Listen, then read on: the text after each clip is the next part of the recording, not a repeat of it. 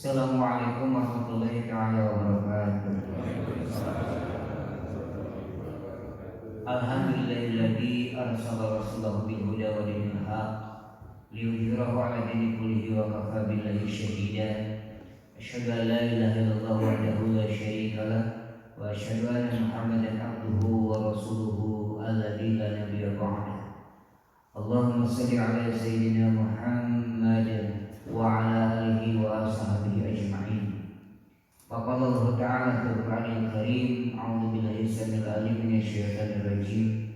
Wa likulli ummatin ja'alna mansakan liyadhkuru ismallahi ma razaqahum min bahimatil an'am. Wa qala aydan inna a'tainaka al-kautsar fasholli li rabbika wanhar. Inna syani'aka huwal abtar. Wa qala Rasulullah sallallahu alaihi wasallam, Inna Allah katabal ihsan ala kulli syai'in idza qataltum fa'asinul qitlah wa idza dabahtum fa'asinul dibha falilhid ahadukum syabrata wa yurida biha tahu. Bapak dan Ibu yang sama-sama mengharap Allah Subhanahu wa taala, puji dan puja tentu kita sampaikan kepada Allah Subhanahu wa taala yang hari ini di subuh yang baru malam ini saya merasakan dingin, Pak, karena daerah ujung Berung rada panas pas hadir kahon-hon. Jadi ini adalah satu kebahagiaan tersendiri ketika kita dipertemukan dalam kebaikan. Kata Nabi, mandak khairukum mandakarallahu bikum ilallah. Yang terbaik di antara kalian itu adalah yang ketika bertemu kalian ingat kepada Allah. Bersyukur Pak, kita dipertemukan oleh Allah di Masjid Bumi Prima ini tentu dalam rangka kebaikan setelah kita melaksanakan ibadah sholat subuh. Ini adalah pilihan Allah Subhanahu wa taala. Siapapun yang Allah kehendaki kebaikan, maka dia akan dipertemukan dengan orang-orang yang mengingatkan mereka kepada Allah Subhanahu wa taala. Maka kalau kita bertemu mungkin di pasar, di alun-alun, di jalan, belum tentu jadi kebaikan, Pak. Tetapi ketika kita dipertemukan di masjid Allah, maka insya Allah ini bagian dari kebaikan Allah Subhanahu wa taala atas dirinya. Bahkan dalam hadis yang sahih disebutkan, ma majma'a qaumin min baitin min buyutillah yasluna 'alaihimul kitab summa yatadarusunahu illa nazalas 'alaihim sakinah wa ghasyiyatuhum rahmah wa khafat bil malaikah wa dzakarallahu fi man indah. Tidak semata-mata kata Allah, kata Nabi, ma majma'a, tidak semata-mata satu kaum berkumpul min baitin min buyutillah, di rumah-rumah di antara rumah Allah, yasluna alaihimul kitab, dibacakan Alkitab, summa yatadarusunahu, kemudian dipelajari itu Alkitab yakni Al-Qur'an, illa nazalas alaihimus sakinah, terkecuali Allah menjamin 4 perkara. Pertama, nazalas alaihimus sakinah, maka Allah akan menurunkan ketenangan. Apa yang dicari oleh manusia hari ini hakikatnya adalah kebahagiaan. Apa itu kebahagiaan? Al-Quran menggambarkan yang namanya bahagia itu adalah sakinah. Walladzi anzalas sakinata fi qulubil mu'minin. Maka orang yang punya ketenangan dalam hati, dia sudah mendapatkan kebahagiaan. Dan Allah jaminkan kebahagiaan itu, Allah jaminkan ketenangan itu di mana? Di rumah-rumah Allah di mana kita berkumpul hari ini. Kemudian jaminan yang kedua, wa ghasyiyatuhumur rahmah, dan Allah akan menghujani mereka yang mau berkumpul di bumi-bumi Allah itu dengan apa? Dengan rahmat, dengan kasih sayang Allah Subhanahu wa taala. Sebagaimana kita mendapatkan hujan, Pak, walaupun pakai jas, walaupun pakai payung, tetap kita kedinginan, tetap kita kecipratan air. Dalam artian orang yang hadir dalam majelis-majelis yang tadi disebutkan berkumpul di bumi-bumi Allah, kemudian dibacakan Al-Quran, kemudian dipelajari, Allah akan memberikan rahmat kepada mereka. Walaupun cuman hadir saja. Karena kan ada orang yang hadir dalam majelis taklim itu, ada yang thalabul ilmi, ada yang thalab. Kalau thalabul ilmi mencari ilmu, kalau thalab tolol wakil balik. Walaupun begitu, bahkan dalam sebuah asar para ulama ada seorang ahli majelis taklim yang pekerjaannya itu hadir di setiap majelis taklim, dan setiap hadir itu si kiainya, si ulamanya melihat dia hanya tidur, Pak. Jadi assalamualaikum warahmatullahi wabarakatuh, lah tidur. Di mana-mana tidur, dan si ulama itu membiarkan. Kenapa? Karena orang tidur itu tandanya dia bahagia. Betul tidak, Pak? So, rumah sakit jiwa, ternyata ketika saya tanya ke dokter di sana, Pak, apa treatment untuk yang sakit jiwa? Dikasih obat tidur, disuruh tidur. Jadi tidur itu bagian dari penyembuhan. Jadi kalau ada orang yang bisa tidur, tandanya bahagia. Dan yang tidak bahagia, yang stres itu susah tidur, Pak. Bahkan harus minum obat, begitu ya. Dan kita alhamdulillah susah tidur, tinggal buka Al-Quran, tarik sahalaman misalnya, ya kan gitu. Atau duduk dalam majelis taklim. Nah, ini sebetulnya salah satu gambaran bahwa Allah turunkan ketenangan dalam majelis sepanjang itu, kemudian Allah pun bawa syakur rahmat, memujinya dengan rahmat. Kemudian yang ketiga, wa khafas bil malaika, dan Allah akan menaungi majelis-majelis semacam ini dengan siapa? Dengan para malaikat. Ada malaikat yang Allah ciptakan dari mulai penciptaan sampai nanti hari kiamat, ibu bapak, yang diciptakannya hanya mengelilingi bumi, kemudian mencari majelis-majelis semacam ini. Kemudian apa yang mereka lakukan? Para malaikat ini akan berkumpul di majelis tersebut, kemudian dia berkumpulnya bukan ke pinggir, tetapi bertumpuk ke atas sampai ke arsy. Dan apa yang dilakukan oleh para malaikat? Malaikat itu berbeda dengan kita. Kalau kita berkumpul dengan teman-teman kita, karena tebih banyak, ujung-ujungnya kan yang ngomong batur, salah satunya, tapi saya ini. Tapi kalau malaikat berkumpul, maka mereka berdoa.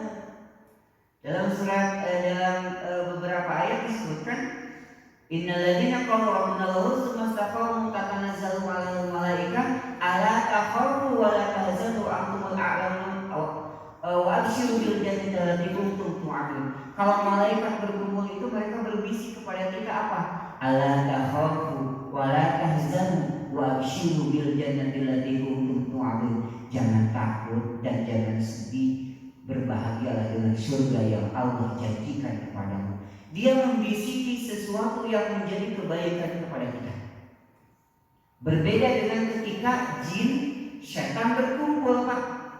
Apa yang dilakukan oleh setan atau jin? Yuwaswisu fi sudurin nas. Kalau jin itu memberikan kewaswasan, waswas-waskan hati orang.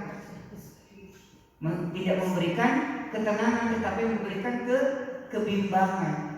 Berbeda dengan malaikat itu memberikan ketenangan. Ala takhafu, jangan kau takut. Takut dengan apa? Takut dengan apa yang akan kau hadapi. Wala tahzan, dan jangan kau bersedih hati. Sedih dengan apa? Sedih dengan apa yang sudah terjadi.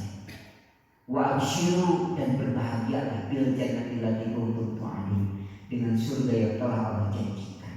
Nahnu awliya'uhum fil hayati dunya wal akhirah. Kami, kata para malaikat, yang akan menjadi pelindung kamu di dunia dan di akhirat. Gitu, Pak. Makanya kalau saya jauh-jauh dari ujung Berung, tadi itu baru pulang jam 1, Pak MC, kebetulan ada tugas jam 1 usian keberangan. Alhamdulillah saya memang kasihan, Pak. Tapi usah belawang ini jangan cepat nyasar gitu. Malum mengandalkan yang Google, jadi ke kiri, mundur ke kiri, ke kanan, mundur ke kanan, jalan kue, nanyakan kasar ternyata lupa. Jadi Pak, kadang-kadang ada orang yang mengejar majelis taklim, mengejar majelis zikir, tidak kenal lelah, tidak kenal letih, tidak kenal jauh, tidak kenal dekat, tidak kenal capek. Kenapa? Karena ada jaminan waladzi anzala sakinatan fi qulubil mu'minin dan nahnu awliya'uhum fil hayatid dunya. Malaikat ini yang menjadikan perlindungan di dunia dan di akhirat. Dan yang terakhir, wa dzakarahu fi man indah, dan siapapun yang mau berkumpul dalam majelis-majelis semacam ini, Pak, dia akan disebut-sebut namanya oleh Allah Subhanahu wa taala dengan nama terbaik. Di mana? Di majelis para malaikat. Jadi ada orang yang tidak terkenal di dunia, tetapi dia terkenal di akhirat, terkenal di kalangan para malaikat. Nah, kalau orang yang terkenal di dunia, maka jaminannya adalah kerepotan, jaminannya adalah kelelahan. Maka begitu banyak orang yang terkenal di dunia menjadi bintang, menjadi artis, tetapi kemudian apa? Dia stres dengan keadaannya. Hatta Pak, untuk tidur saja tidak bisa. Dia harus menyamar agar apa? Tidak dikenal dengan paparazzi, tidak dikenal oleh orang banyak, sehingga harus menyamar. Bahkan ke WC pun itu dituang. Saking terkenalnya begitu kaget. Bahkan ada seorang artis, kalau tidak salah namanya Britney Spears, dia sampai terkena depresi. Kenapa? Karena terkenal. Beberapa artis itu terkenalnya ujungnya Pak, stres karena ketenaran. Tetapi ada satu kaum yang kaum itu dia terkenal di kalangan para malaikat dan itu membawa keteguhan. Makanya tidak masalah kita tidak dikenal oleh manusia, tetapi kita dikenal oleh para malaikat.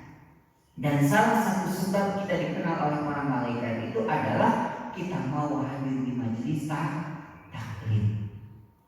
Maka oleh karena itu, mudah-mudahan pertemuan kita kali ini, yang pertemuan ini tentu merupakan bagian dari kebaikan di tempat yang baik, di acara sesudah kita melaksanakan kebaikan. Mudah-mudahan ini pun yang akan mendatangkan kebaikan kepada kita semua. Ibu bapak, karena ini masih dalam suasana kurban itu sebetulnya kenapa sampai 4 hari? Karena memang bagian dari syiar agama Allah. Dia tanggal 10, 11, 12, 13. Bahkan Nabi itu sempat beliau mendendeng daging kurban sehingga dijadikan bahan persediaan makanan kurang lebih 2 minggu lamanya. Ini menandakan bahwa syiar agama Allah diantaranya adalah kegiatan kurban. Maka dalam perjalanan kurban itu kita mengenal bagaimana perjalanan Nabiullah Ibrahim alaihissalam mengorbankan Ismail, gitu ya. Diawali dari situ, walaupun kurban itu diawali oleh pengorbanan anak dari Nabi Adam alaihissalam, yakni Habil dan Qabil. Tetapi prosesi dari penyembelihan hewan kurban itu diawali oleh kisahnya Nabiullah Ibrahim dengan Nabi Ismail, di mana singkat cerita Nabi Ismail ini mau disembelih oleh Nabi Ibrahim alaihissalam atas perintah Allah. Ibu bapak pahami kenapa Nabi Ibrahim itu tega menyembelih Ismail walaupun perintah Allah. Karena bagaimanapun beliau seorang ayah, beliau seorang manusia. Yang harus kita pahami adalah Nabi Ibrahim alaihissalam hidup pada abad 1800 sebelum Masehi. Tahun 1800 sebelum Masehi kurang lebih, Nabi Ibrahim alaihissalam hidup di satu negeri bernama Babilonia atau hari ini dikenal negeri Irak. Nah, pada saat itu beliau punya anak bernama Ismail yang diminta selama 80 tahun kepada Allah Subhanahu wa taala pasca pernikahan. Jadi setelah nikah dengan Siti Sarah selama 80 tahun tidak dikaruniai anak. Kemudian meminta kepada Allah dengan doa-doa yang begitu banyak yang digambarkan dalam Al-Qur'an, Rabbi habli hukman wa alhiqni bis-sholihin, di antaranya Rabbana hab lana min azwajina wa dhurriyyatina qurrata a'yun waj'alna lil muttaqina imama Rabbi habli minas sholihin, dan lain sebagainya.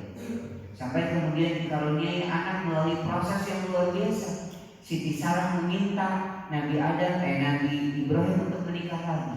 Dengan siapa? Dengan khalilnya bernama Siti Hajar.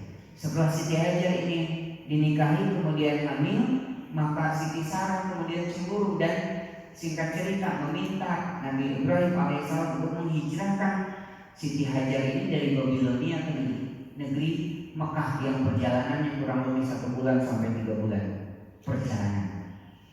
Nah, singkat cerita, setelah lahir Nabi Ismail ini pada usia dia menginjak balik, gitu ya, usia kurang lebih 20 tahun, Nabi Ismail ini diperintah oleh Allah Subhanahu wa taala untuk disembelih oleh Ibrahim.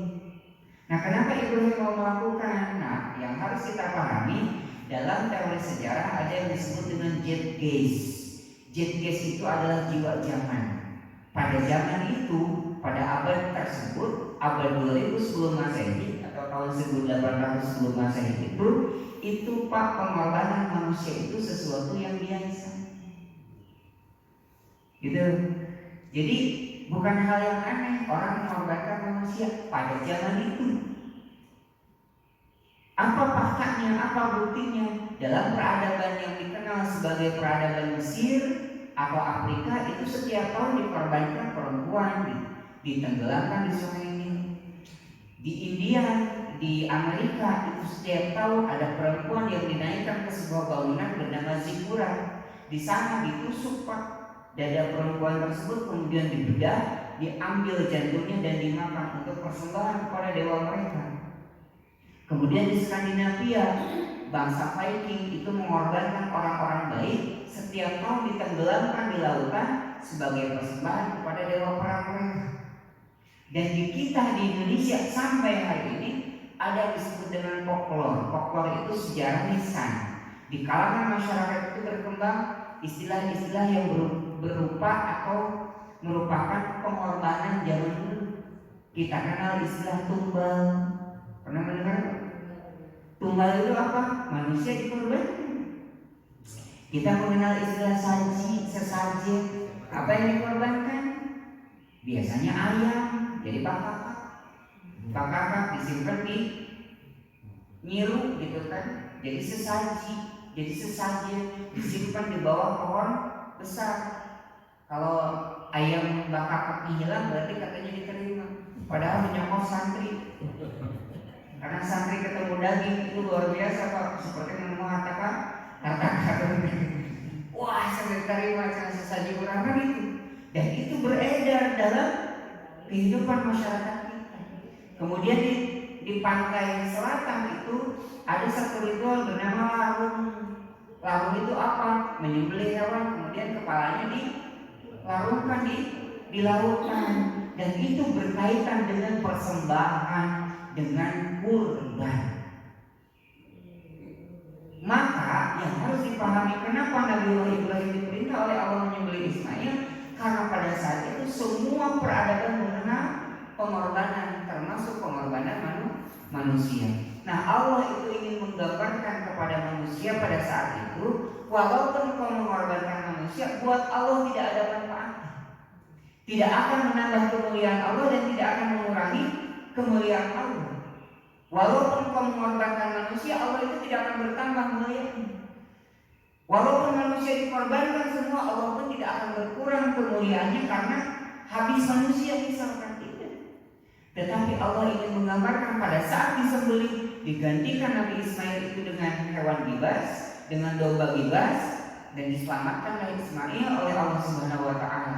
Nabi Ibrahim tahunya yang disembelih itu Ismail. Karena pada saat itu beliau memotong Ismail dengan memalingkan mukanya. Satu kali beliau memalingkan muka karena kata Nabi Ismail, wahai ayahanda, engkau tidak akan mampu melihat aku disembelih, palingkan wajah engkau. Ketika memalingkan muka, beliau menarik pisau, tahunya yang disembelih itu Ismail. Kemudian saking takjubnya kejadian itu, malaikat berucap takbir, Allahu Akbar, Allahu Akbar, Allahu Akbar. Malaikat itu berkumpul. Kemudian berucap takbir saking takjubnya dengan kejadian tersebut. Disambut oleh Nabi Ismail, la ilaha illallah wallahu akbar. Mendengar itu baru Nabi Ibrahim sadar yang disembelih itu bukan Ismail, sehingga berucap Allahu akbar walillahil hamd. Beliau bersyukur, oh ternyata Ismail sudah diselamatkan. Nah, sampai hari ini kemudian kita abadikan dengan takbiran mulai malam Idul Adha sampai dengan hari tasyrik waktu asar. Nah, ibu bapak, kenapa saya sampaikan ini? Karena ini filosofinya. Jadi Allah ingin mengatakan bahwa walaupun manusia itu dikorbankan tidak ada manfaatnya buat Allah. Tetapi ketika kalian mengorbankan manusia untuk menunjukkan kecintaanmu kepada Allah, untuk menunjukkan ketaatanmu kepada Allah, maka itu terlalu berharga buat kalian. Maka cukuplah dengan bahimatul an'am, dengan hewan ternak. Tapi perhatikan, hewan ternak yang menggantikan Nabi Ismail itu adalah hewan ternak yang didatangkan dari surga. Yang konon katanya adalah domba yang pernah dipersembahkan oleh Habil untuk Allah, kemudian diterima, diurus oleh Allah di surga dan dikembalikan untuk menggantikan Ismail. Maka ini artinya apa? Kalau bapak dan ibu mau berkorban, maka berkorbanlah hewan ternak terbaik, bukan hewan ternak termurah. Nah, namun yang brosur namun digelari mana pemurahnya? Kan intinya. Babi jalan-jalan ke tukang kurban, mana yang diskon apa paling gede? Kan gitu. Sekarang kan dunia marketing luar biasa, Pak. Dibeli plat, dipamflet katanya kurban murah se-Indonesia 1.250.000 sudah berkurban domba tanduk besar. Abdi mikir eta 1.200.000 domba segede naon. Karena dunia marketing kita luar biasa. Kemudian dapat hadiah boneka. Ada macam-macam. Tetapi ibu bapak, catatan buat kita, itu dunia marketing biarkan saja. Tetapi kita sebagai konsumen kurban datang ke tempat penjualan hewan kurban. Kemudian apa? Cari yang terbaik. Apa yang terbaik? Nanti kita bahas. Hewan yang terbaik dari kurban itu seperti apa? Yang jelas Nabi Ibrahim alaihissalam diajari oleh Allah mengorbankan sesuatu yang paling dia cintai, kemudian ketika diganti pun itu diganti dengan hewan kurban terbaik. Nah ibu bapak, apa itu kurban atau udhiyah dalam bahasa Arab? Kurban itu adalah qoroba yang prabu kurbanan, itu mendekatkan diri kepada Allah, sehingga takrifnya adalah kurban itu adalah menyembelih hewan ternak, bahimatul an'am, sebagai media mendekatkan diri kita kepada Allah, sebagai media taqarruban ilallah. Maka orang yang berkurban itu dia pilih dari hewan ternak. Misal sekarang macam saya tidak mau kurban hewan ternak karena kan yang dikurbankan itu harus yang termahal. Maka saya mau hewan peliharaan saja, ikan koi saja, saya atau burung yang mahal itu. Burung merpati yang kos yang harganya 1 miliar karena yang menang kontes, gak dekaci Pak. Kenapa? Karena taklidnya kurban itu harus hewan ternak, hewan yang memang ternak ruminansia. Maka ada pertanyaan, Ustaz boleh tidak kurban dengan ayam seperti yang dilakukan oleh Ibnu Abbas radhiyallahu anhu?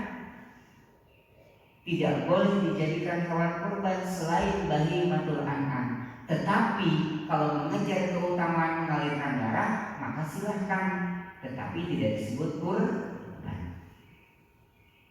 Lalu kenapa dalam bahasa Arab kurban itu disebut dengan uluhiyah? Karena kurban Pak dilakukan oleh Nabiullah Ibrahim alaihissalam di waktu duha. Waktu duha itu kapan? Waktu matahari naik sepenggalakan. Ketika masuk Isra sudah masuk sepenggalakan, kemudian naik lagi sedikit, maka itu waktu duha, dan pada saat itu dilakukan penyembelihan hewan kurban. Sehingga karena waktunya dilakukan waktu duha, dinamakanlah hewan itu sebagai udhiyah. Begitu. Jadi kurban dan udhiyah itu sama. Nah maka ibu bapak, takrif dalam ibadah kurban itu adalah penyembelihan hewan ternak dengan tujuan taqarruban ilallah. Maka kalau orang yang berkurban kemudian melahirkan kedekatan dia kepada Allah Subhanahu wa taala, maka kurbannya insyaallah makbul. Maka perhatikan ketika Nabi Ibrahim alaihissalam menyembelih Ismail, apa yang terucap? Allahu akbar, Allahu akbar, Allahu akbar. makhluk yang hadir di tempat itu, malaikat itu berucap takbir mengingat Allah Subhanahu wa taala, mengingat kebesaran Allah Subhanahu wa taala. Tetapi ketika ada orang yang berkurban yang teringat yang lain, maka itu tidak sampai kemudian khawatirnya kurbannya menjadi kurban yang sia-sia. Apa misalkan yang kita ingat, kurban ini 10 juta, 500 juta, kan begitu Pak. Sekarang itu memang ada tren kurban yang besar-besaran, yang 1 ton gitu. Yang kalau ada 2 ton mungkin 2 ton. Tetapi kemudian jadi ajang untuk pamer. Dia kurbannya 500 juta tapi pendapatannya 5 miliar dari YouTube. Karena jadi konten Pak kurbannya. Ya walau alam bab niatnya mudah-mudahan lurus. Tetapi ternyata hari ini ada tren juga kurban itu menjadi sesuatu yang mohon maaf tidak mengingatkan kepada Allah Subhanahu wa taala. Kagum dengan sapinya, kagum dengan kedermawanan orangnya, kagum dengan tata caranya, kagum dengan hal-hal yang sebetulnya bagian dari kurban itu sendiri, tapi bukan kurbannya, bukan taqarrub ilallahnya. Kemudian menyadarkan, Masya Allah, sapi yang sebegitu besar bisa kuyup dengan orang yang sebegitu kecil. Kan Bapak, kalau saya datang segede gini Pak, udah banyak yang meragukan saya itu jagal. Jadi 2016 itu saya diundang motong sapi bobot 650 kilo di Cijerang. Dan kebetulan memang siang karena saya keliling. Turun khutbah, motong 1, geser lagi 3 tempat. Pas datang siang, ibu hajinya itu marah. Mana cina? Jagal gitu. Pas siang kayak tadi jangan terusan. Ibu nanti, iya lu beri motong lah Ustaz. Masa jagal geletik? Sebagai jagal waktu itu saya merasa terhina Pak. Jadi itu yang kemudian manusia yang kecil menghadapi hewan yang begitu besar, gitu ya, harus melahirkan apa? Ketakjuban kepada Allah Subhanahu wa taala. Masya Allah, la haula wala quwwata illa billah. Kenapa? Hewan yang begitu besar ternyata tunduk dengan manusia yang begitu kecil. Karena siapa? Karena Allah. Karena Allah, bukan karena jagalnya yang hebat, bukan karena kita panitia yang hebat, bukan karena DKM-nya yang soleh, bukan karena yang muqarribnya yang ikhlas, tapi karena Allah semata-mata. Maka terucap yang keluar dari diri kita itu apa? Allahu Akbar, Allahu Akbar. Bukan kemudian kamu ada kurbannya sudah biasa 1 ton, ada pendapatannya juga sebulan dari 5 miliar. Yang dipuji adalah manusianya, apalagi diri kitanya, maka jauh dari kurban yang sebenarnya. Maka dalam kewajiban kurban ini saya singkat. Ini mungkin Bapak pernah lihat. Ada yang kurban tetapi kemudian tidak melahirkan ketakjuban kepada Allah Subhanahu wa taala. Di antaranya adalah tata cara pelaksanaan ibadah kurban itu ternyata begitu menyakitkan, begitu sadis dan tidak manusiawi dan tidak berperi ke hewan. Tidak ada bedanya kurban ini dengan pembantaian, pembunuhan. Ini salah satunya Pak, kenapa Juleha itu hadir. Hewan kurbannya dipotong tetapi caranya salah, metodenya salah, kemudian orangnya pun salah. Tanpa ilmu dia potong 2 kali dengan orang berbeda. Kemudian setelah dipotong 2 kali dia tusuk lagi Pak.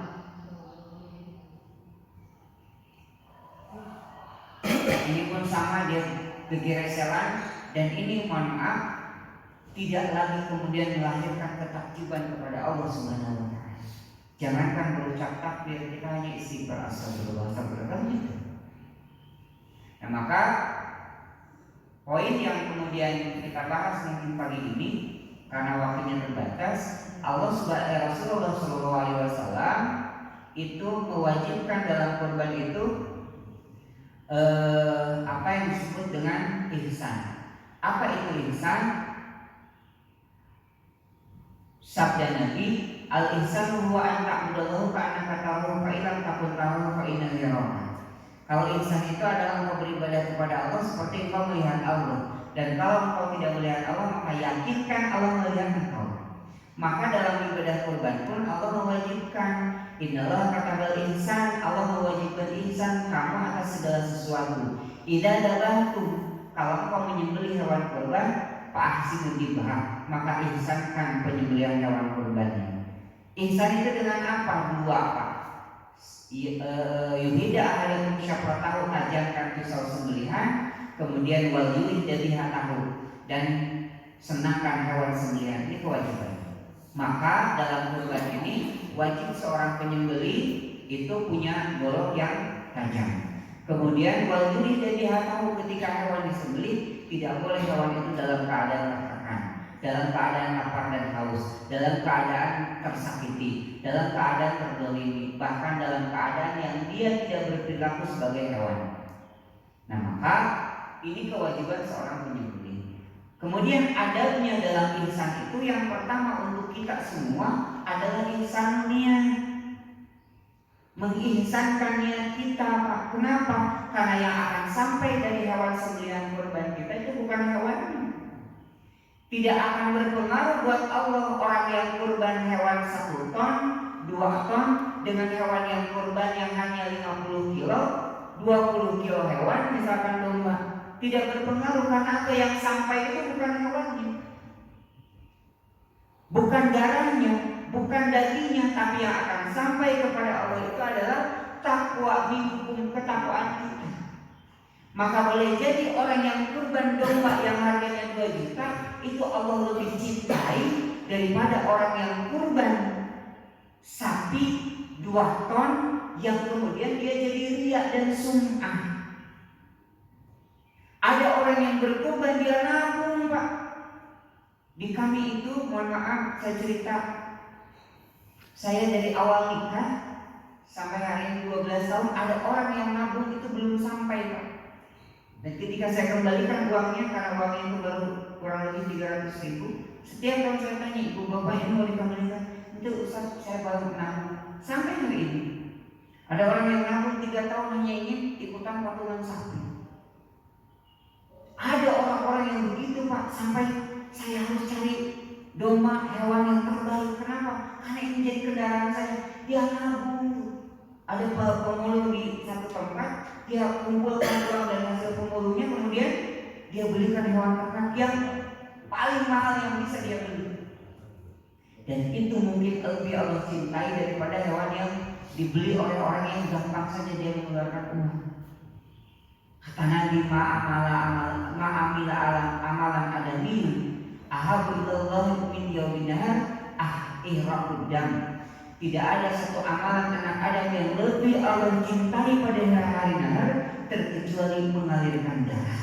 Maka ketika orang berupaya sekuat tenaga mengorbankan apa yang dia miliki mencari hewan kurban, walaupun dalam pandangan orang lain itu kecil, tetapi dalam pandangan dia sesuatu pengorbanan yang besar, maka itu lebih Allah cintai. Maka dari itu ihsan niat, Pak.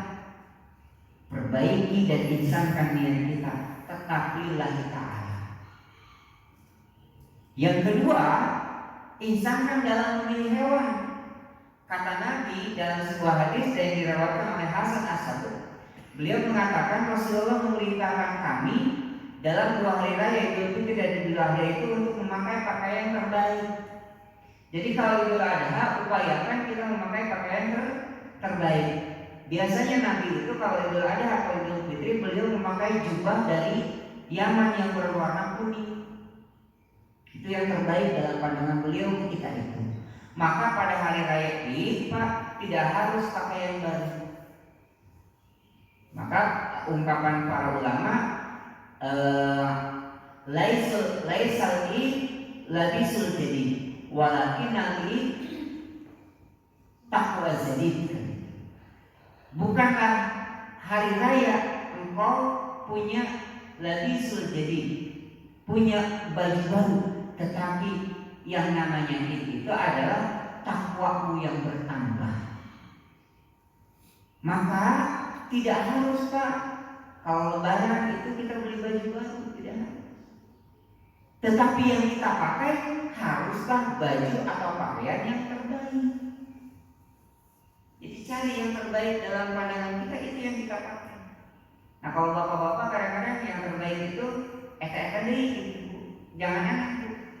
Makanya kalau saya ngisi ceramah, istri kadang-kadang marah. Habis, mencet baju eta tadi, kedan sana ini. Mencet baju kecil yang dulu terbuka deh, lain memang resepnya iya pas ngisi ceramah gitu. Asal orang. Kalau ibu-ibu ketika buka punten dia mah keumuman, ibu-ibu di sini pasti tidak begitu. Pas buka lemari, asal goreng lagi. Kalau ibu-ibu karena memang senangnya dengan sesuatu yang baru. Tetapi perintah Nabi itu bukan hal yang baru yang kita pakai, tetapi yang terbaik. Kemudian memakai wangi-wangian terbaik. Ini wangi-wangian khusus untuk bapak-bapak. Silahkan pakai wangi yang semerbak mungkin. Karena insya Allah itu disenangi. Jadi kalau kita makan wajib sunahnya wangi. Jadi kalau bikin kamar masjid justru pahili bau nanti aja, bau bodas, bau putih, bau jengkol katanya. Kamu bau keringat, pas Allahu Akbar di pinggir ngegalugrak. Nah sunah wangi-wangian. Kalau ibu-ibu itu diharamkan pakai wangi-wangian yang tercium oleh laki-laki. Kenapa? Karena termasuk tabarruj. Ya, kalau laki-laki boleh Pak. Bahkan salah satu sahabat itu ada yang terkena, saya lupa namanya.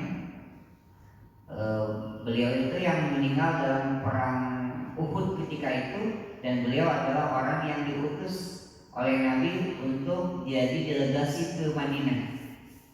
Ada khilaf pasti kita minum ya.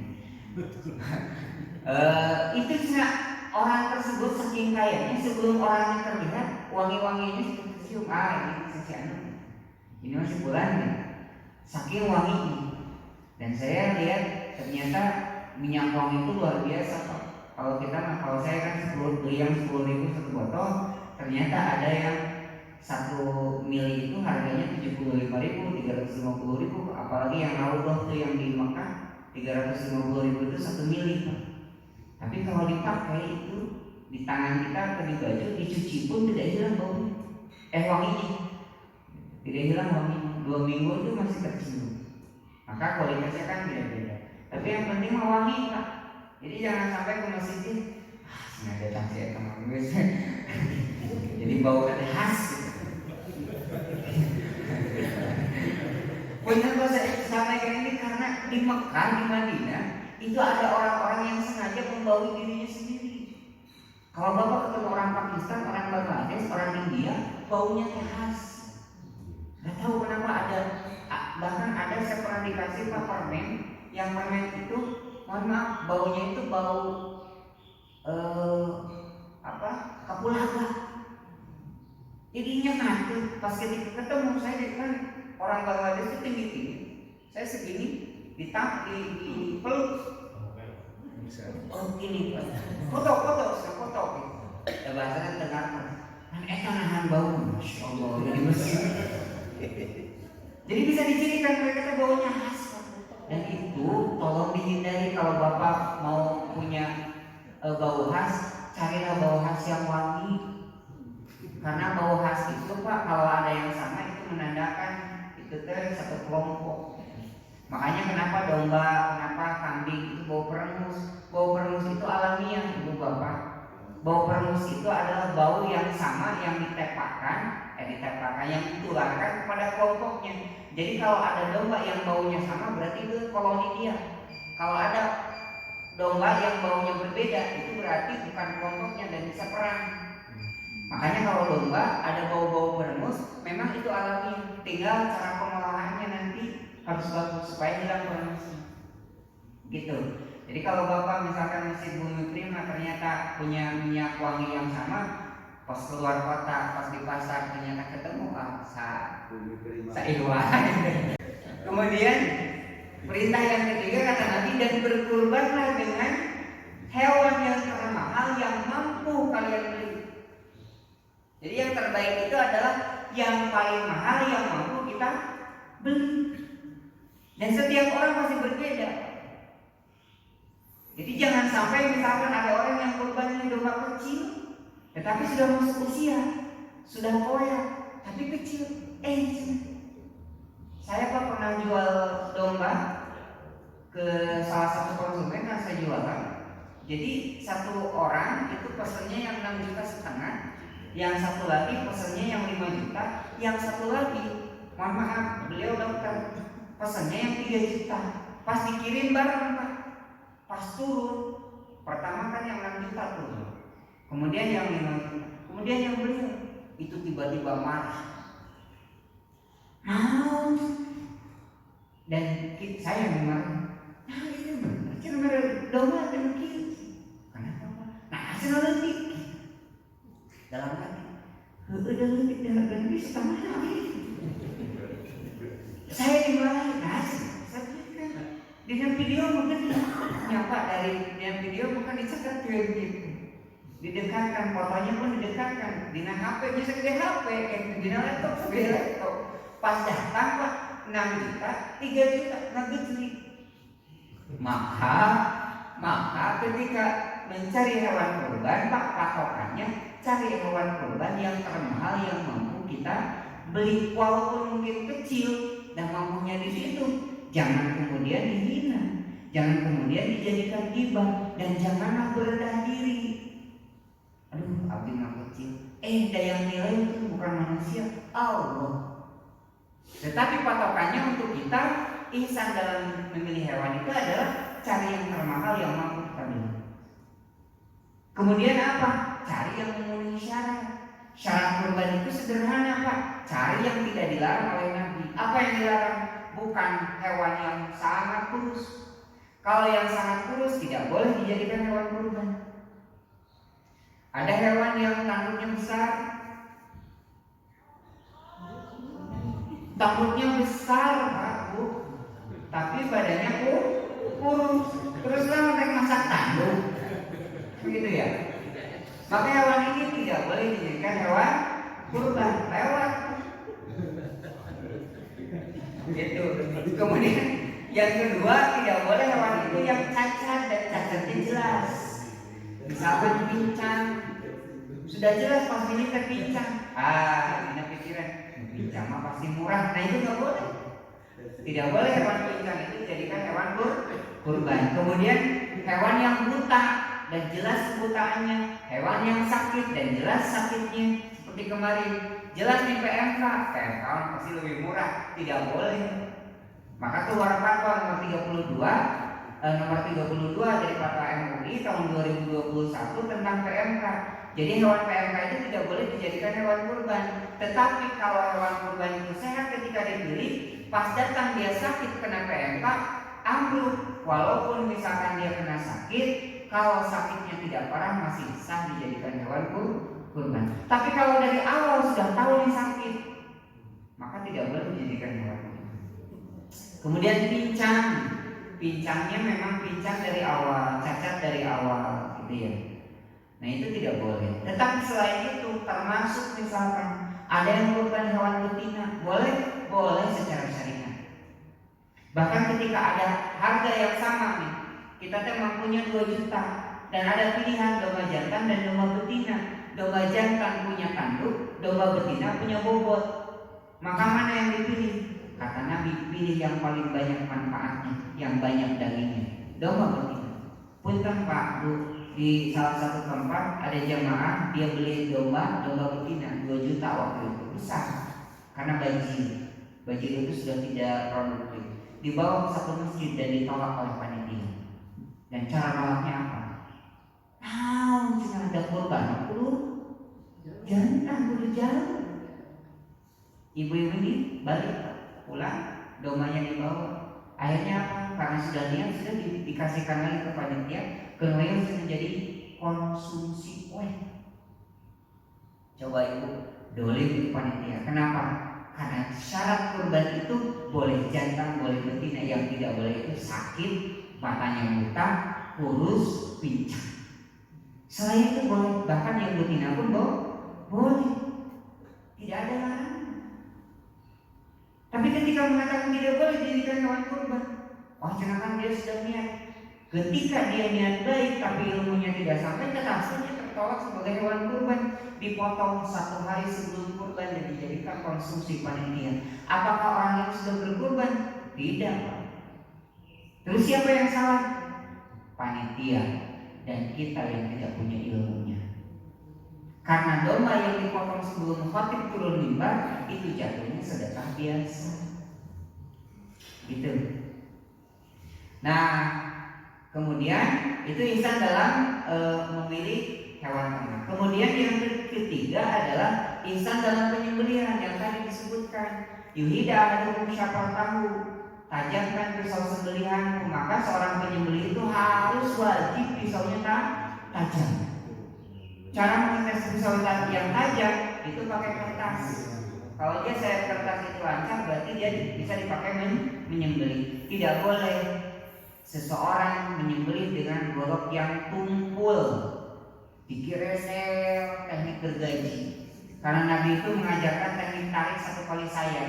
Nabi Ibrahim juga 1 kali sayap. Nabi Muhammad paling banyak 3 kali sayap. Kalau lebih dari itu dolim, walaupun penyembelihannya sah. Karena mau menajamkan pisau itu wajib. Tanya Juleha, kalaupun tidak punya golok yang tajam, belajar nasah. Bahkan ibu-ibu nih yang menarik adalah ketika baginda Nabi mau menyembelih, maka asisten yang nasah pisau beliau itu siapa? Siti Aisyah. Jadi ibu-ibu disunahkan untuk bisa nasah pisau, sanes nasah suami wae. Ya. Jadi nasah pisau itu bagian dari sunnah. Kemudian yang kedua, wal yurida bihatahu. Wal yurida bihatahu itu menyenangkan hewannya. Maka hewan salah satunya tidak boleh dibaringkan terlalu lama. Karena hewan itu harus berperilaku alamiah. Hewan itu alamiahnya jalan, lari, duduk. Maka hewan itu tidur, makannya pun duduk, bukan berbaring, lain gigi-leheran. Jadi kalau ada hewan itu apa gigi-leheran berbaring gitu ya, maka aneh. Karena apa? Bukan perilaku alamiahnya. Maka ketika hewan dibaringkan ada aturan, Pak. Kalau di Indonesia tidak boleh lebih dari 30 detik, harus segera disembelih. Maka catatan, karena ada aturan semacam itu, para mudhohi pun itu harus sadar ketika hewan yang mau disembelih datang awal sebelum hewan itu dirobohkan, dibacakan ijabnya. Setelah hewan roboh sudah tidak diulang, ijabnya langsung dipotong. Itu ihsan dalam penyembelihan. Kemudian menyembelih dengan tangannya sendiri kalau bisa. Kalau tidak bisa jangan maksa. Ini sudah dicukup saja, kudu menyembelih sorangan. Pas mau menyembelih pas lihat darah jadi gelap, Pak. Pingsannya itu juga celaka. Dan saya pernah mengalami itu. Ada orang yang mau potong domba akikahnya sendiri, mana kasih pisau, pas potong jelas keluar darah, langsung gelap. Gubrak ini, bapak tuh mau, saya usah poek. Jadi tidak boleh dipaksa, harus kemampuan sesuai dengan kemampuan. Apakah ibu-ibu juga boleh menyembelih? Boleh, Bu. Jadi ibu misalkan menyembelih hewan kurban ibu sendiri, boleh, tidak ada sepanjang ibu mampu, gitu ya.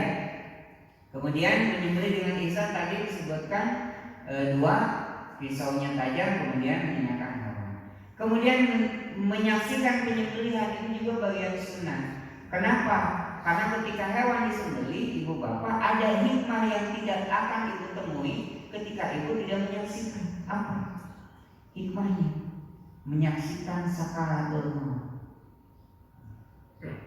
Hewan itu dipotong dengan cara yang terbaik, yang tercepat kematiannya. Di mana? Ala inna zakat bil halqi walaba. Hewan itu disembelih di dakah, di mana? Di halqi. Halqi itu adalah tempat terdekat kematian, ruh dengan kematian. Jadi ketika hewan itu dipotong, itu adalah secepat-cepatnya dia mengalami proses kematian. Jadi hewan itu ditembak bisa mati, dipukul bisa mati, ditusuk di pantatnya atau di pahanya bisa mati. Tetapi kematiannya pasti lama dan menyiksa. Kematian yang tercepat itu adalah ketika disayat di bagian hati. Karena ruh dengan kematian tetap paling dekat, terdekat antara jarak mereka itu di sini. Maka hewan yang disembelih, kalau sudah disembelih biarkan, jangan ditahan, biarkan, amankan lokasi supaya tidak ada yang celaka, biarkan dia berontak mengeluarkan darahnya. Itu hikmahnya supaya keluar darahnya lebih banyak. Dan hikmahnya bagi yang menyaksikan apa? Hewan yang dipermudah kematian saja itu sakitnya begitu, apalagi kita yang tidak ada jaminan. Kita itu dijamin Pak pasti mati, karena mati itu adalah hatmiyun, sesuatu yang pasti. Tetapi hakikat mati juga sirrun minal asrar, rahasia. Cara kita mati wallahu alam dengan cara bagaimana? Apakah dipercepat atau diperlambat? Karena ada orang yang sakarat sampai 7 tahun. Dan semoga orang yang dolim, siapa yang di perang Israel, Benyamin Netanyahu, kemudian orang-orang yang jahat ke Islam itu kan sampai 7 tahun Pak. Dia diganggayang sampai 7 tahun. Layamu tu walayahnya. Saran, adil saran ya. Adil saran. Dan itu adalah siksaan Allah. Saya mau berdoa sampai sini ngerasa karena dia menyakiti, membunuh orang-orang Islam, dan cara Allah menyiksa itu begitu. Disebut hidup tidak, disebut mati tidak. Itu sakaratul maut. Nabi saja ketika datang Israel, maka beliau itu merasakan kesakitan yang luar biasa sampai apa? Memasukkan tangannya ke jalan, kemudian mengusapkannya ke muka, Allahumma hawin alaina fi sakaratil maut. Kemudian bertanya kepada Israel, apakah maut itu begitu sakit seperti ini? Kemudian kata malaikat Israel, iya begini kan. Apakah umatku itu akan merasakan sakitnya seperti ini, seperti yang aku rasakan? Wahai baginda Nabi, kata malaikat Israel, sakaratul maut itu sudah 70 kali diringankan dari sakaratul maut yang akan dialami oleh umat. Maka Nabi itu berdoa, wahai Allah, kalau seandainya umatku merasakan sakaratul maut seperti ini, bahkan lebih sakit daripada ini, timpahkan rasa sakit umatku, biarlah aku yang merasa. Itu Nabi ketika mau meninggal, itu saking cintanya kepada kita sampai minta kepada Allah begitu. Seperti kita cinta kepada anak, kalau anak kita sakit, biarlah mama atau biarlah ayah yang sakit kamu aja. Kan gitu ya kadang-kadang. Saking cintanya kita ke anak kita. Nabi saking cintanya kepada umatnya seperti biarlah apa saja yang merasakan. Nah hikmahnya ketika kita menyaksikan itu. Jadi tidak akan, kata Nabi, darah itu jatuh ke tanah dari hasil sembelihan, dan itu Allah sudah siapkan tempatnya di surga. Kita menyaksikan tetesan darah, setiap tetesan itu berguguran dosa-dosa kita. Bulu-bulu dari hewan ternak itu adalah satu kebaikan yang Allah siapkan pahalanya dengan sempurna. Kemudian akan mengingatkan kita kepada kematian. Sehingga apa? Kata Nabi, cukup satu kematian itu menjadi nasihat untukmu. Semakin bijaksana kita dalam menjalani kehidupan. Memang saya tambah sedikit. Kemudian ihsan dalam pembagian yang terakhir. Ihsan dalam pembagian itu adalah kata Nabi dalam sebuah hadis, kulu wa'imu wal khuru. Dari hewan ternak yang sudah kita potong itu katanya makanlah sebagian, kemudian berikanlah sebagian sebagai hadiah, dan simpanlah sebagian. Ini dalam hadisnya. Kemudian dalam surat Al-Hajj ayat 28 itu dibagi dua, makanlah sebagian dan sedekahkanlah sisanya. Jadi dibagi dua. Kalau dalam surat Al-Hajj ayat 36 dibagi tiga, makanlah sebagian, hadiahkan sebagian, dan sedekahkan sebagian. Apa maknanya? Kenapa berbeda-beda dalam beberapa keterangan? Jadi kalau kurban Pak tidak boleh kita motong sendiri kemudian dibagikan untuk sendiri. Maka ketika dititipkan ke panitia, hati-hati jangan minta sembarangan. Tasna abdi nitip sapi, tapi kayaknya khas dalamna kaabdikeun, huluna kabungikeun, sampeanana sanggakeun, kemudian pahana pisahkeun. Cek panitia kayak dulu saya motong serangan. Kenapa? Karena memang haknya sepertiga, ibu bapak, ada hak yang lain. Sepertiga itu bagaimana hitungannya? Ya sepertiga, kalau daging sepertiga daging. Kalau bapak mau minta hasalam boleh, tapi sepertiga maksimal. Karena hasalam itu hanya 1,5 kilo. Kalau kaki misalkan dari hewan sapi ini ada 7 orang yang kurban, jangan semuanya minta, repot. Suku sapi ya opat, meminta 7-an, suku panitia. Kan gitu, maka ketika minta pun baik-baik. Karena apa? Ada hak yang dibatasi yakni sepertiga. Jangan sampai kita melebihi dari sepertiga itu. Karena apa? Nantinya akan membatalkan kurban kita. Gitu. Lalu bagaimana Ustaz kalau misalkan ada orang yang berkurban, kemudian dia sudah dapat sepertiga nih dari bagian kurbannya, tetapi minta bagian yang lain. Misalkan minta bagian buntut. Kan buntut itu harus sepertiganya. Kalau 1/3 berarti 1/3 itu dibagi 7. Maka caranya Pak, kalau bagian kurban yang tidak semua kebagian, itu dihadiahkan dulu ke siapa? Ke panitia. Jadi yang kurban, Pak, ke panitia, saya nitip hewan kurban, baik itu akar tertulis atau lisan. Tetapi kemudian saya hadiahkan kepala, kulit, kaki, buntut ke siapa? Untuk panitia. Jeung panitia tong GR. Kenapa? Karena itu ada gila singar kata bahasa teh supaya kurban ini dapat bagian. Bagaimana caranya? Kalau sudah dihadiahkan Pak, hukumnya itu milik panitia. Panitia kemudian ngatur ini dibagikan ke siapa.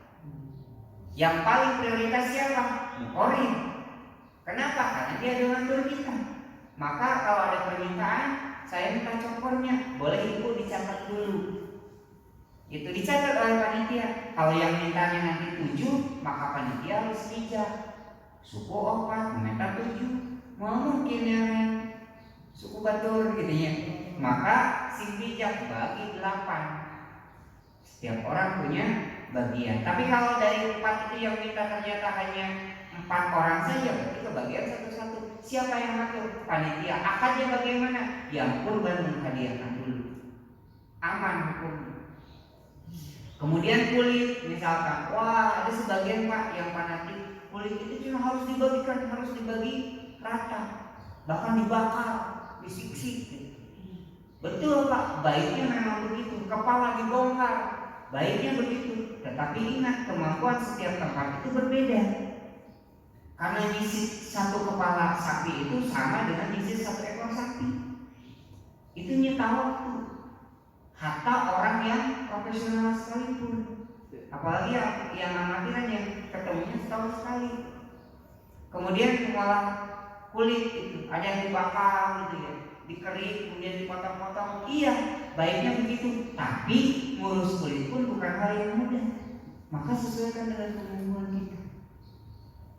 Bagaimana caranya kalau kita tidak mengolah itu? Maka sekali lagi hadiahkan dari muhrim ke siapa? Ke panitia yang nanti ngatur. Kalau sudah jadi milik panitia atau milik DKM yang diwakilkan, dia boleh menjualnya, dia boleh mengolahnya, dia boleh memasaknya, bebas. Karena akalnya sudah hadiah.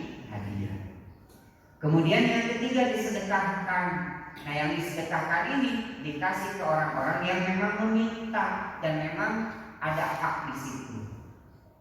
Lalu hak untuk yang kaum muslimin itu seperti apa yang disebut dengan mustahil kurban? Berbeda halnya dengan mustahil zakat, ibu bapak. Kalau mustahil zakat itu ditetapkan dalam Al-Quran, inna shadaqatul lil fuqara'i wal masakin wa ibnas sabil wa mu'allafin dan lain sebagainya. Ada 8 orang yang Selain 8 itu tidak boleh menerima zakat.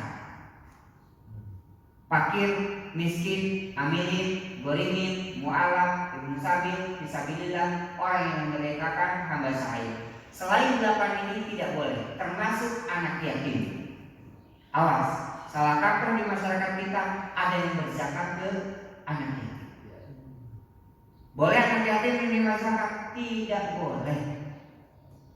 Kenapa? Karena anak yatim bukan asnaf, bukan asnaf jantan. Anak yatim itu harus diperlakukan berbeda, lebih istimewa. Maka saya sampaikan jelas yang suka menjual anak yatim, karena anak yatim ini Pak barang laku. Undang gitunya buka puasa, buka bukber dengan anak yatim. Jam yatim, jam goreng bersama anak yatim. Nute yatim, oke dia yatim. Hajar dia yatim berkah udangnya, saya tuh biasa membagikan nasi ke panti yatim, dan saya tanya berapa anak yatim di sini. Anak yatimnya 4. Ayah anak-anak yang biasa di sini berapa? 140. Jadi 4 itu mah jadi syarat kumpul. Karena laku Pak anak yatim itu dijual. Karena dulu ada film dengan derita anak yatim.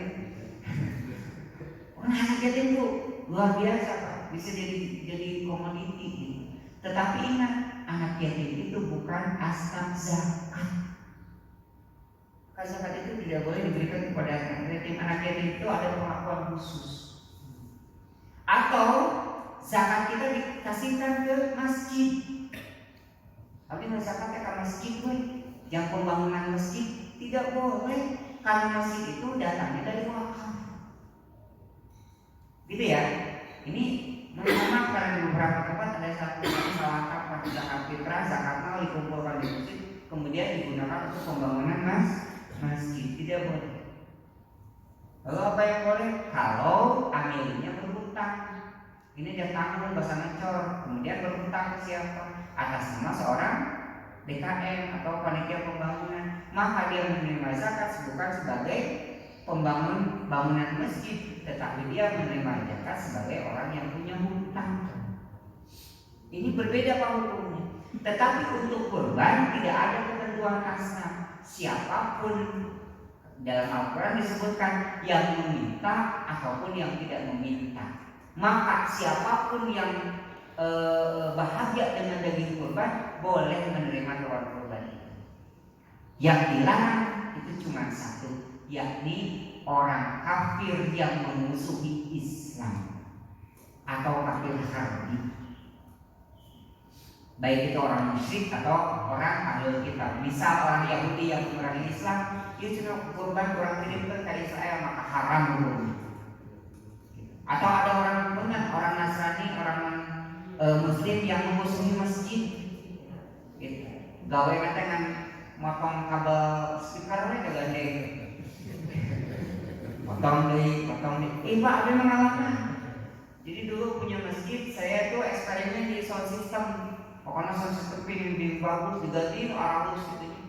Itu sebulan sekali ganti kabel Pak. Kenapa?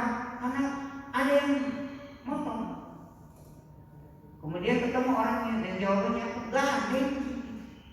Dan kita pas takbiran itu datang, memang beliau sakit, datang kemudian barang-barang yang gunting sana bapak. Nah orang-orang seperti itu memang dipertimbangkan tidak dapat bagian hewan kurban. Kemudian yang sudah mendapatkan bagian hewan kurban itu dia boleh memasak, dia boleh menghadiahkan, dan dia pun boleh menjualnya Pak. Maka kalau bagian hewan kurban muqarrib, mudohi, mustahik, maka tidak boleh kita gunakan semena-mena oleh panitia. Maka ketika pertanyaan misalkan, bolehkah panitia masak daging kurban di tempat kurban? Boleh. Tetapi yang jadi persoalan, bagian siapa yang dimasak? Ya, bagian siapa yang paling mudah? Maka bagian muqarrib itu yang paling mudah kita masak, yang paling mudah kita minta. Karena kalau bagian mustahik bagian fakir miskin misalkan atau bagian orang lain yang banyak kaum muslimin itu susah mintanya satu-satu. Maka yang mudah adalah minta ke mufarid. Para mufarid, bolehkah kita meminta misalkan satu orang dari bagian satu orang untuk kita masak?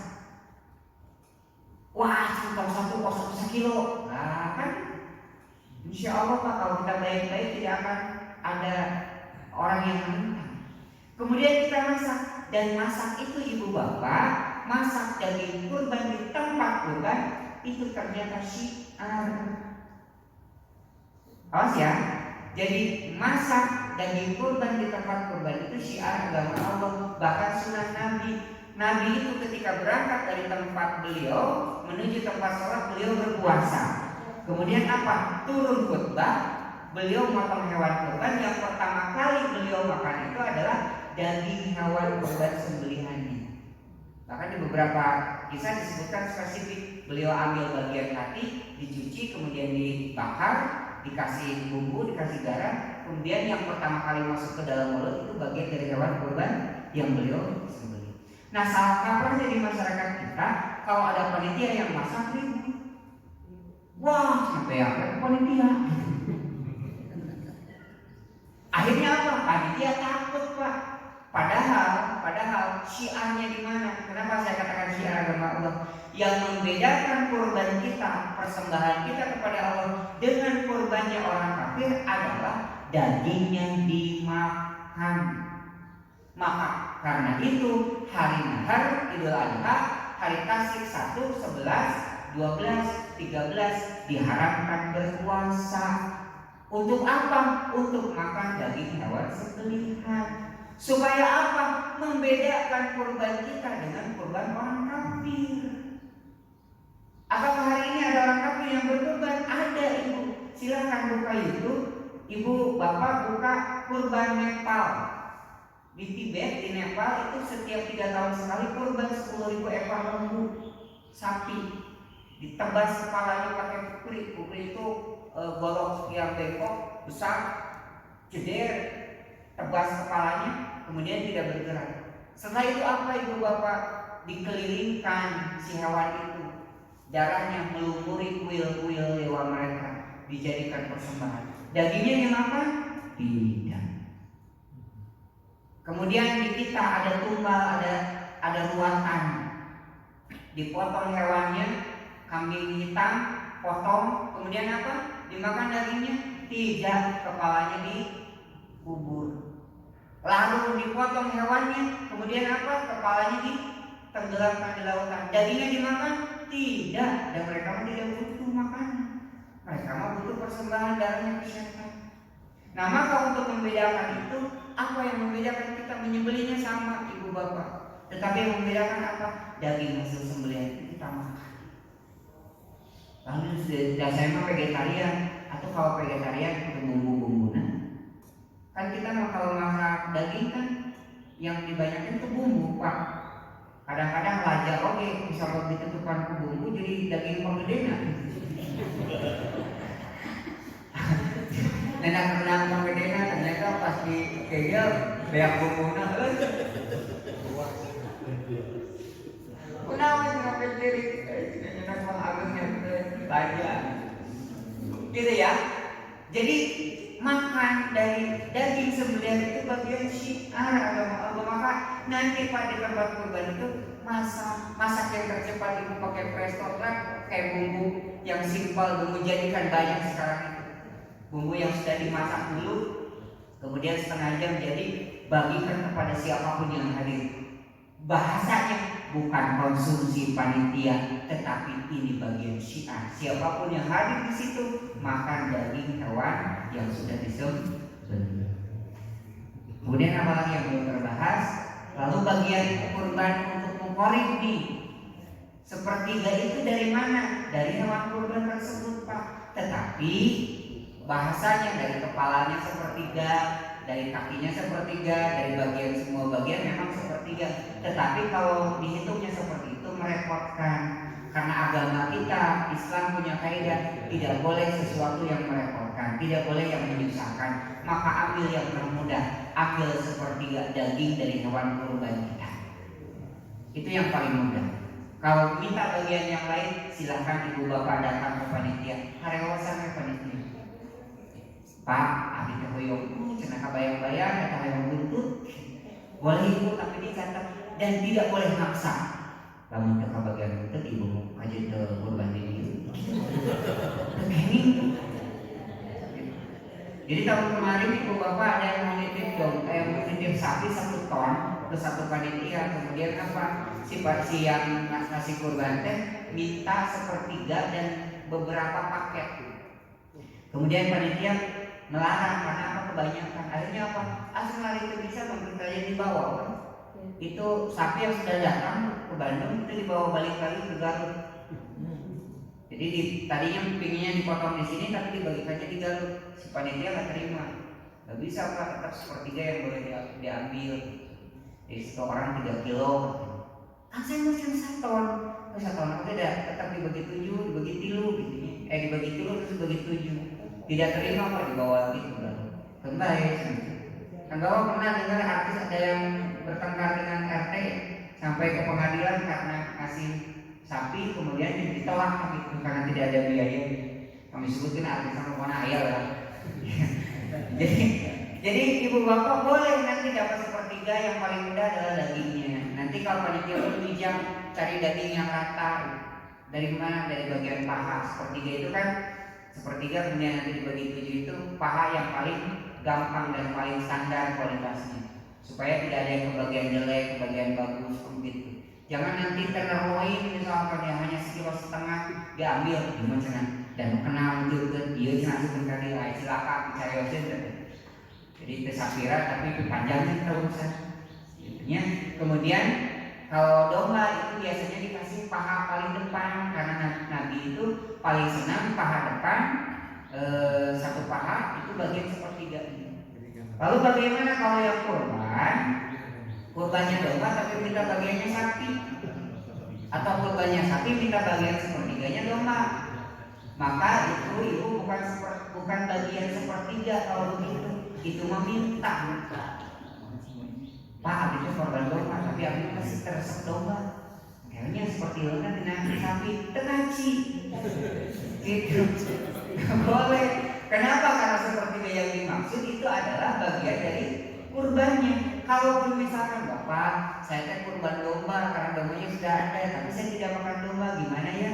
Boleh tidak saya nanti dapat bagian dari sapi? Boleh, tapi bukan 1/3. Nanti panitia yang ngasih. Beres tentengan.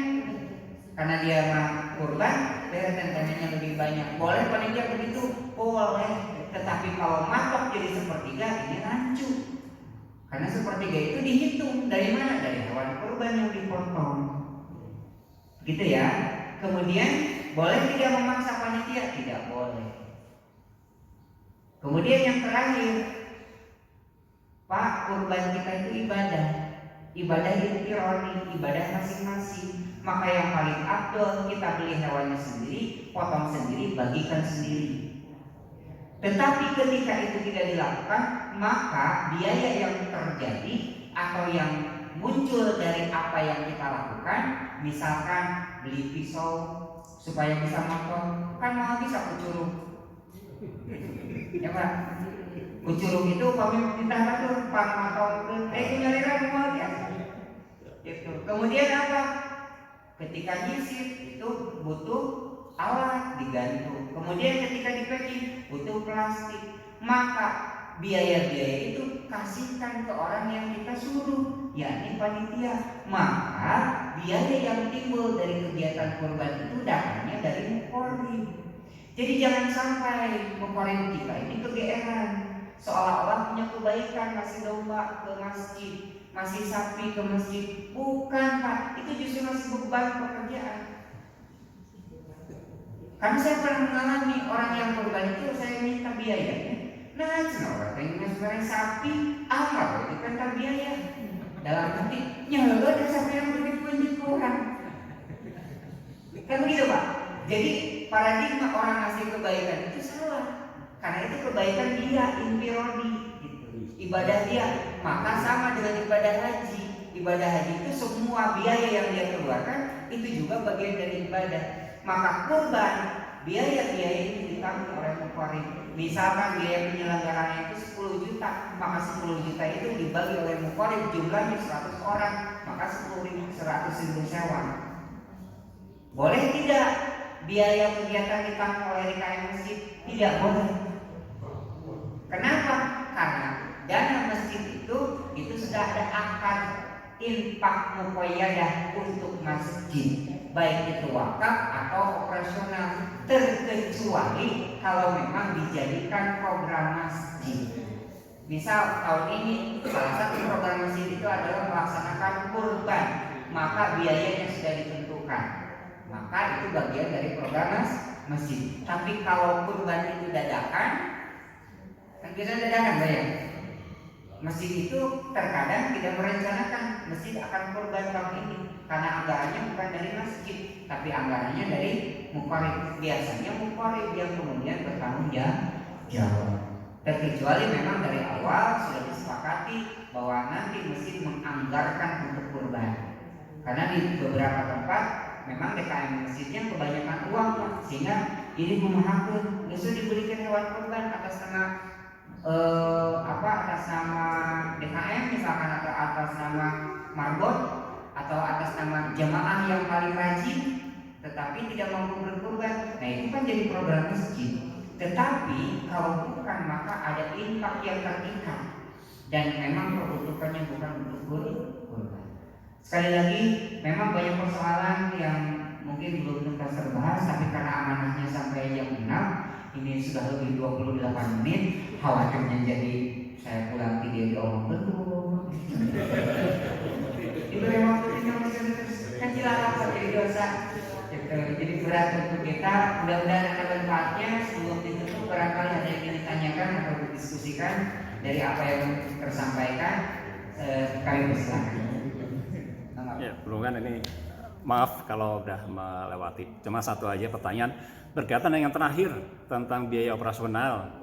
Tadi udah cukup jelas yang dari masjid, kalau program nggak apa-apa. Cuma yang jadi masalah adalah kadang-kala karena di awam itu kan karena mending mahal lah jadi pengurusan teknik itu biayanya. Nah, akan ada banyak masjid yang melakukan kebijakan dengan disatukan dengan harga hewan. Padahal setahu saya adalah itu baiknya kan dipisah ya. Nah itu bagaimana ya cara mengantisipasi supaya nggak kelihatan? Ya supaya masyarakat dia juga ya itu ya bisa menyesuaikan bahwa ternyata kan yang seringnya adalah disatukan si biayanya. Terima kasih. Baik, dalam pengadaan hewan kurban Pak, emang ada 2 akad. Kalau kita jadi panitia nih, pertama pengadaannya, jadi ada orang yang menitipkan uang nih, maka ada 2 akad yang akan terjadi. Pertama akad jual beli, karena diwakilkan ke kita panitia. Yang kedua akad jasa. Dan tidak boleh 2 akad ini digabungkan jadi 1 akad. Gitu. Sama dengan dalam muamalah, akad jual beli tidak boleh disatukan dengan akad sewa. Makanya kenapa leasing diharamkan jadi riba? Karena akadnya jual beli tapi transaksinya sewa. Gitu. Makanya kan bayarnya hari jual beli harga 35 juta, hari pas bayar jadi 45 juta. Gitu dihitung-hitung deh. Karena dia menggabungkan 2 akad.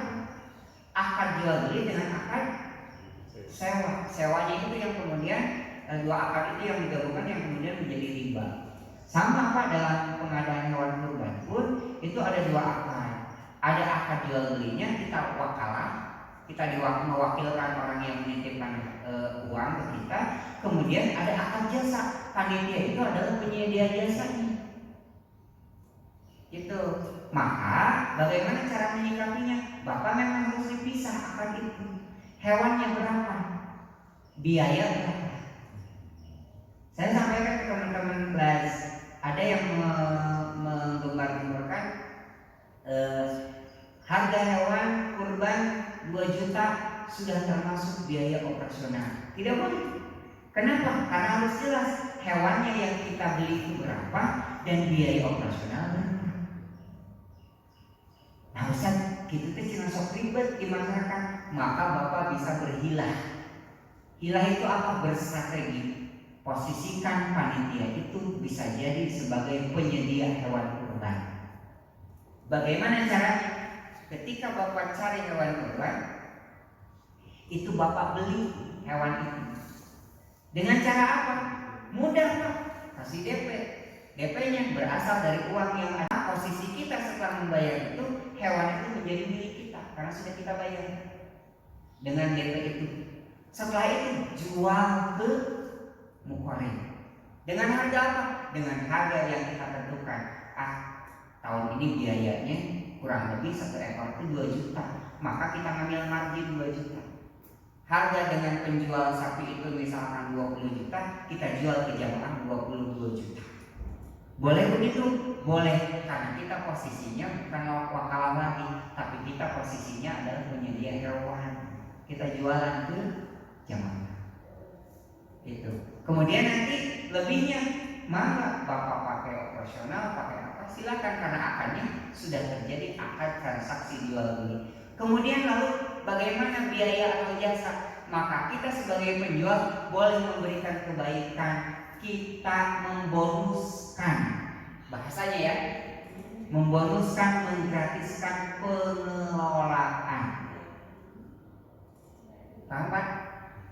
Jadi hilah itu bisa kita lakukan di mana kalau memang susah menjelaskan ke masyarakat antara beli hewan dengan biaya operasional, maka bisa kita posisikan panitia itu sebagai penjual, bukan sekedar penyedia jasa.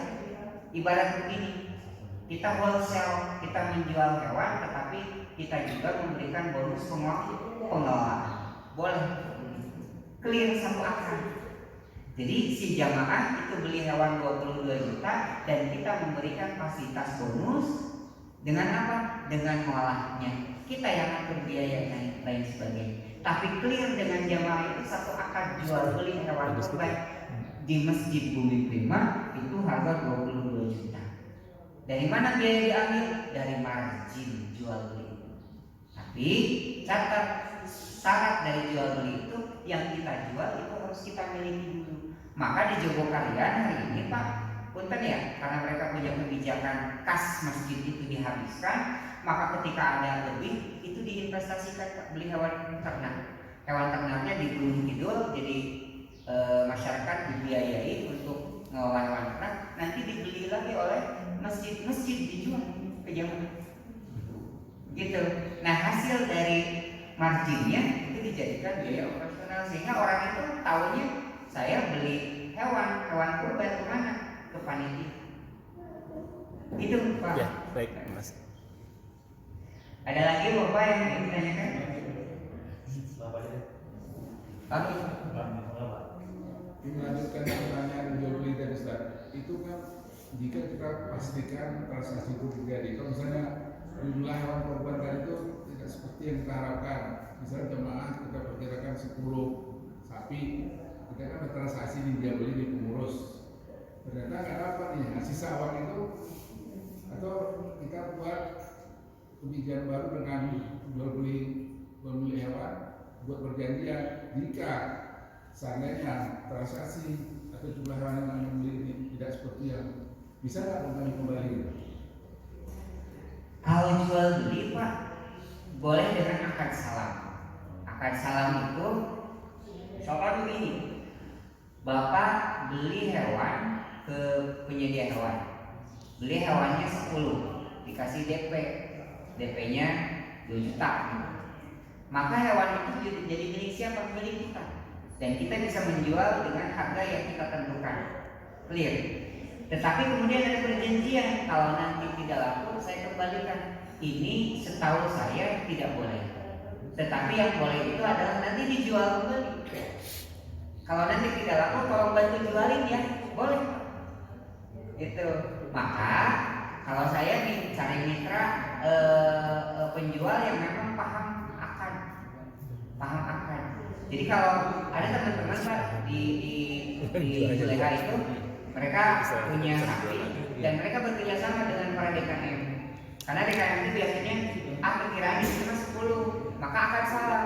Saya beli hewan dengan spek begini, tapi yang dijadikannya mungkin 1 atau 2, kasih DP. Tapi nanti ketika ada tambahan, siapkan yang seperti ini. Itu boleh, namanya akad salam.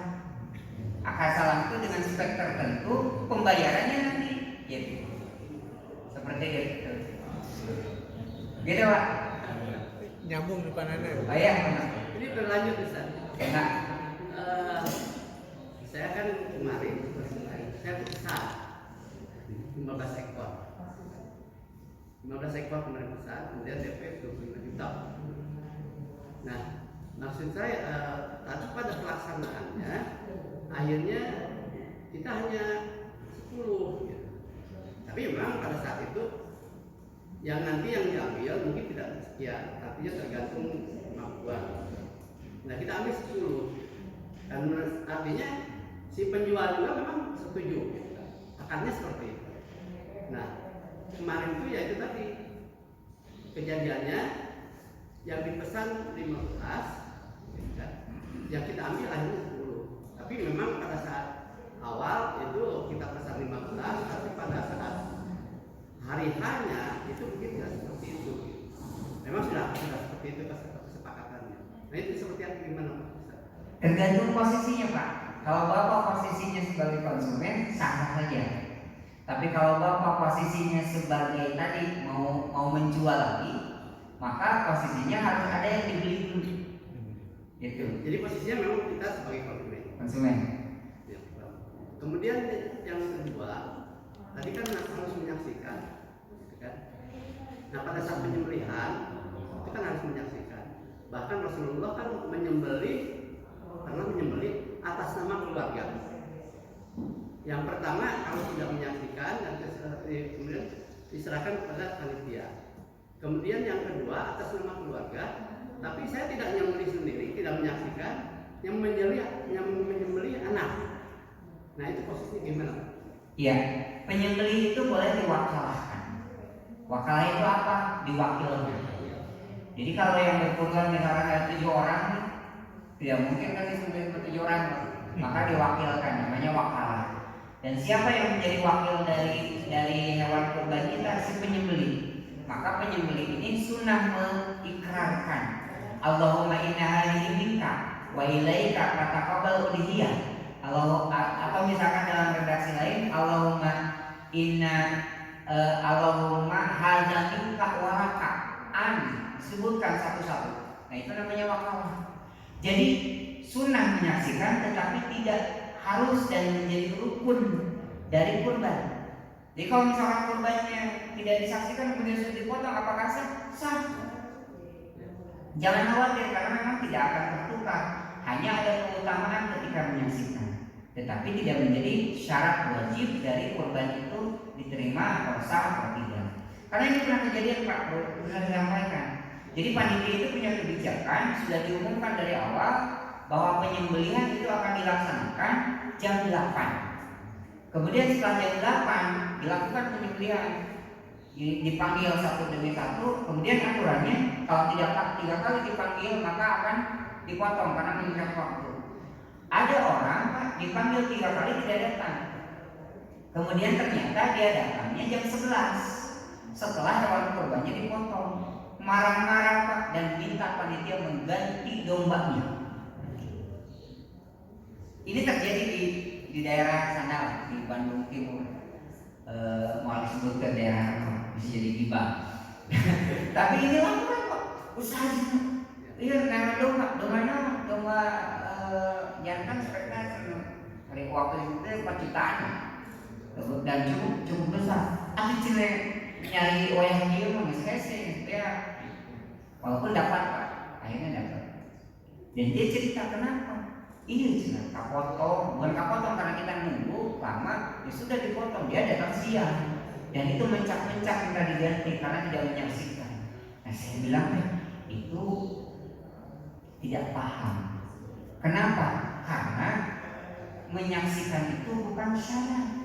Jadi namun tidak disaksikan besar kurbannya enggak, tetap dia sah sebagai hewan kurban. Gitu ya. Nah tadi bagaimana kalau orang yang banyak segala macam, maka pahala itu insya Allah sudah sempurna. Ketika disembelih hewan kurban, pahala itu adalah untuk yang berkurban dan untuk keluarga yang dia nafkahi. Siapa? Orang tua dan anak-anaknya kemudian istri. Jadi satu hewan kurban itu sebetulnya pahalanya untuk satu keluarga. Gitu. Jadi tidak harus semuanya harus menyaksikan. Begitu Pak Haji. Saya kira waktunya sudah lewat. Enggak. Mohon maaf kalau ada pertanyaan nanti bisa diskusi secara adat aja lah. Karena ini menarik topik ini gitu. Dan kita tentunya pada kesempatan ini mengucapkan terima kasih Pak Ustadz Yusuf yang sudah menjelaskan begitu banyak, karena memang kita itu setiap tahun itu dinamika kita selalu punya niat untuk memperbaiki, karena ini ibadah kurban. Sehingga dengan kesempatan ini menambah kesadaran kita bersama bahwa ini ibadah kurban, harus kita betul-betul dalam akad itu kita buat sedemikian rupa, dan insya Allah dari DKM akan selalu meningkatkan perbaikan ke depannya karena tadi dasarnya ibadah. Demikian, ini sudah ditunggu. Kebetulan ada kepala sapi, alhamdulillah kaki, mungkin dan ini juga sudah izin dari yang Mudohi dari yang berkorban. Dengan demikian kita akhiri pertemuan kita, dan nanti untuk diskusi perlu ada waktu tersendiri Pak FC. Ya. Terima kasih nih kepada panitia, ketua panitianya juga Pak FC. Alhamdulillah kita tutup dengan bacaan hamdalah. Alhamdulillah. Kata wassalamualaikum warahmatullahi wabarakatuh. Waalaikumsalam.